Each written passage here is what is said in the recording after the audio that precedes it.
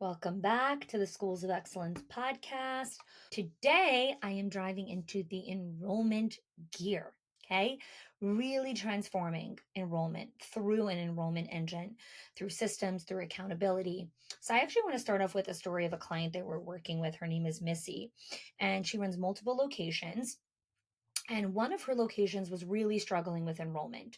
And like many owners, she was kind of like crossing her fingers and toes, hoping that tours would convert, hoping that families would come in, just doing the hoping.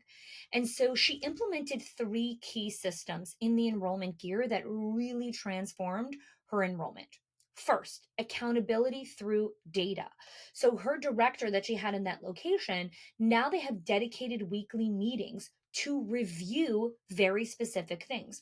In the previous episode, I explained the four levels of work in every single gear: strategic level, implementation level, support level, and classroom level.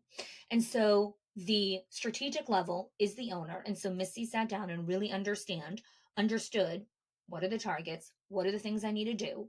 And then she met with the person at the implementation level, who is the director.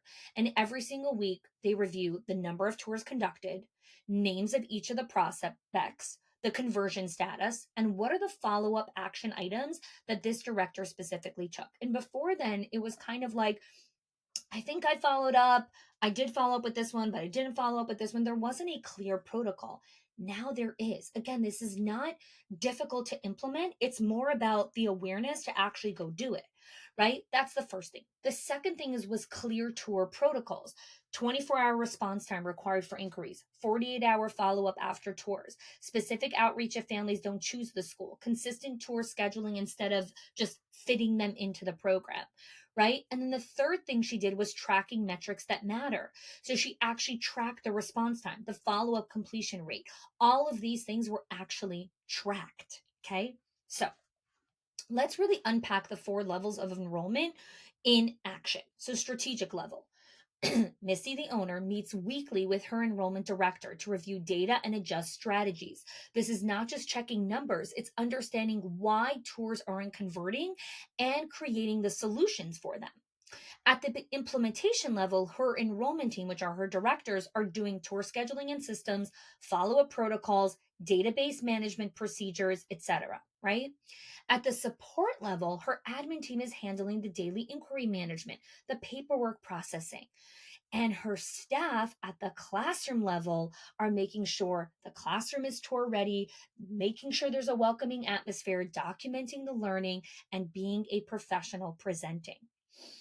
And so the result was, in under 30 days, that center enrolled 80 new families for the upcoming school year and five new families that were converting right then and there. Okay.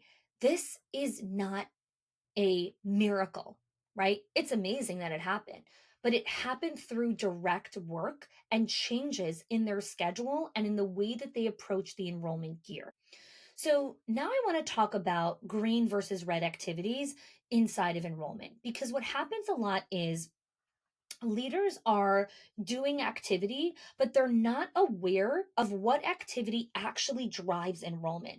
And I'm telling you, you'd be surprised if you audit your calendar and your director's calendar, or you look and say, what was the activity on my calendar that actually enrolled the last three families? It might not even be something on your calendar. It might be something that you just like remember to do on the fly when you had a second. That's not a true enrollment ecosystem.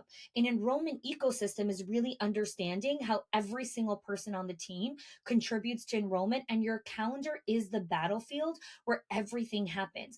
You cannot have to-do lists and post-it notes that are scattered all over the place. Everyone on the team has to understand what everyone is doing to contribute to hit these enrollment targets. This is such a critical part of understanding the power of this gear. So, what are green and red activities? Red activities are things that do not drive enrollment. It's just random tour scheduling. It's posting on social media. It's, crossing your fingers and hoping. It's very generic communication. It's changing an answering machine. It's updating font graphics. It's all of that kind of stuff.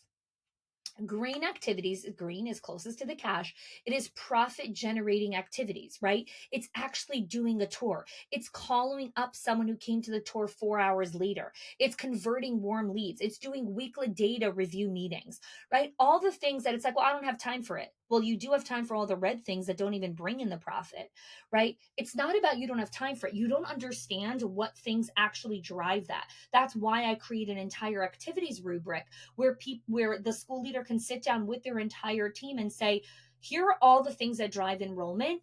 What is every single person doing to actually get the enrollment target to where we need it to be? And that's the owner's job in the strategic level work under enrollment to set the target and be specific. Here's the target we need. We need 5 new kids in the infant class. We need X amount of new children in this class. That is the power of being specific and understanding the 4 types of work within each gear, right? It's such a critical thing to understand. So, and again, like I said before, the proof is Missy enrolled 80 new students for the upcoming school year and added 5 new current year students. And 2 of their 3 locations exceeded their goals through doing these specific approaches. So let's take a pause here and go and go high level here. When leaders struggle with enrollment, it hurts not just their bottom line, but it really keeps the leader up at night. You're worried. You're constantly stressed. Are we hitting the target? Are we not? What do we have to do? And this is why I talk about the strategic level work inside of enrollment, because so many times leaders think that they have to work on enrollment because it's kind of just their voice in the head that's just like, you need more kids, you need more kids, you need more kids. When really it's like, no, your enrollment is actually in a really good place to enter strategic maintenance mode. And now you can be focusing your attention on other gears that actually need way more of your time and energy and resources. But you can't know that unless you're creating the targets, unless you're tracking the targets, unless you actually understand what is it that drives the needle forward. And then you could be like, oh, okay, we actually hit our enrollment targets, which is another whole thing where leaders are constantly shifting goalposts, right? The moment they hit that enrollment target, they're like, oh, okay, now we're going to add 3 more kids to the net. No, you hit the goal, celebrate it. You can decide that you want to set a new target now, and now everyone's working towards that target, but rarely do you actually need to set a new target. Most of the time, it's like, okay, the enrollment is where it needs to be. Now it needs to enter strategic maintenance mode. What are the things we need to do to keep our enrollment in maintenance mode? There's an obsession with the enrollment and financial gear because those are money generated.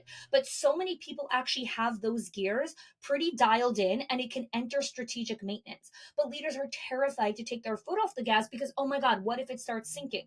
And this is the difference in understanding what is something that drives the improvement of that gear versus what is something that actually keeps that gear in strategic maintenance. It is such a game changer to understand the difference between the two of them, because then you can really focus.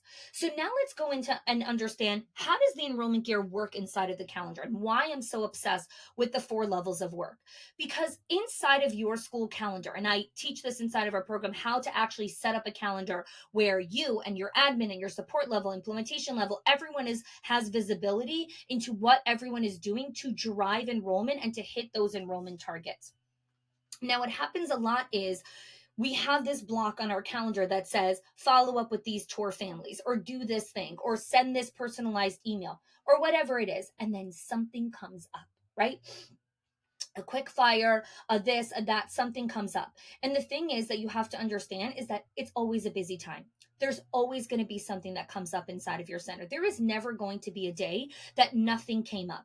And I want that to sink in for a second. There is never going to be a day inside of your childcare center, inside of your school, where nothing comes up. That's not the nature of working inside of this industry.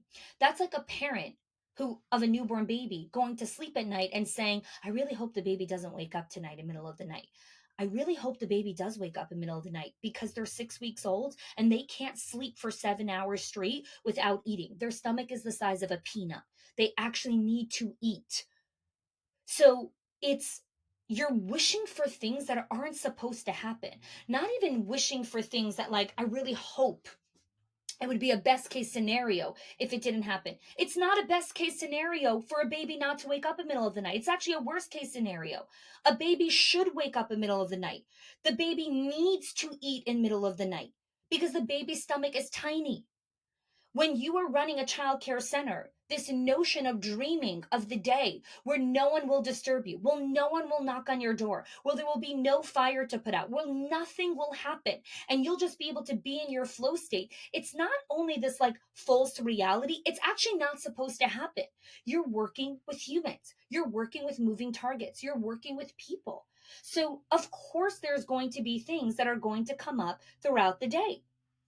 That's part of living and breathing. It's part of the joys of getting to be on this planet. Now, because we fight that so much, we forget to realize that there's so many beautiful systems and workflows and communication protocols that we can put in place that can make those disturbances not disturbances, grievances, or annoyances, but can actually turn them into, oh, this is an opportunity to practice a boundary. This is an opportunity for me to self regulate. This is an opportunity for me to pause. This is an opportunity for me to practice discernment. This is an opportunity for me to practice emotional regulation, right? As opposed to, oh, this is an annoyance and just get out of the way so that I can go back to doing my job, right? It's kind of like when I was coaching, when I used to coach teachers and I used to do a lot of teacher training. One of the things that would come up a lot is teachers would say things like, well, I'm running a circle time, but this kid interrupted and then it kind of totally took over the circle and I had to stop what I was doing and take care of this child. And I said, that's your job, right? The job is not I teach the circle and everyone watches my performance and shuts up while I teach. Your job as the teacher in a childcare facility is learning and modeling to the children how to work with their emotions while they're sitting in a learning circle with a lot of external stimuli, with a lot of sensory overload that's coming at them, with a lot of distractions, with different lighting, with noises, and teaching them how to work through that. So when the child disrupts the circle, it's not, oh my God, I can't believe you did that. No, the child's supposed to do that. That's part of it. And you need to learn the skills of how to regulate, of how to pause, of how to take a breath, of how to calm yourself and invite learning and role modeling in that moment. Now, I know you're listening to this and you're thinking, I would love if my teachers did that. Great. Let's start with you. I would love when you can learn and invite yourself to embrace that disturbances throughout the day are supposed to happen. And it's actually your invitation to learn how to regulate, to learn how to lead, to learn how to practice discernment, right? There's a really famous movie and I forget what it's called, so I'm sorry because I actually never watched it. I just saw different clips of it. But it's a really also just great concept for everyday life, right? When you ask God for patience, or you ask God for kindness, or you ask God for whatever it is that you're asking for, higher power, God, whatever it is, does He just give you patience? Or does He give you a child so that you can learn how to practice patience? He doesn't just give you patience. You're not just given, oh, here you go. You asked for patience. Here you go. No, he gives you consistent opportunities for you to practice patience. You want to learn how to lead. You want to learn how to build an incredible center. You want to learn how to unbelievably up level your enrollment gear or any gear. This is your invitation. It's your invitation to design a calendar that actually reflects the daily disturbances and disruptions of running a center. You design an ecosystem and infrastructure that reflects what it means to work with young kids and adults and inside of a building. That's how every system is designed. These systems and frameworks that I teach are not designed in a laboratory. They're not designed in theory inside of my head. They are battle tested inside of real schools with real people, with real kids, with real problems, with people who knock on the door all the time. Like that is the way the system is designed. So your invitation here is pause for a second and ask yourself, do I need to work on my enrollment gear? Do I need to understand how all these things work together? Do I want to actually break free from the constant excuses and these mindset blocks that I keep telling myself? I'm the only one. It has to be done this way. This is quality. This is this. This is your invitation. Download the 5 Gears diagnostic. Take the diagnostic. All of those links are inside of the show notes. We can have a conversation. We can see what gear you actually need to work on maybe it's enrollment, maybe it's another, maybe it's enrollment in a different gear. And we can give you the pathway, the custom pathway that you need to actually have transformative results in your center with all of the stuff that are going on. This is your invitation for relief, for peace, and for just knowing that this is possible. So that's a wrap on our enrollment gear. Again, go to schoolsofexcellence.com/5gears to download your diagnostic.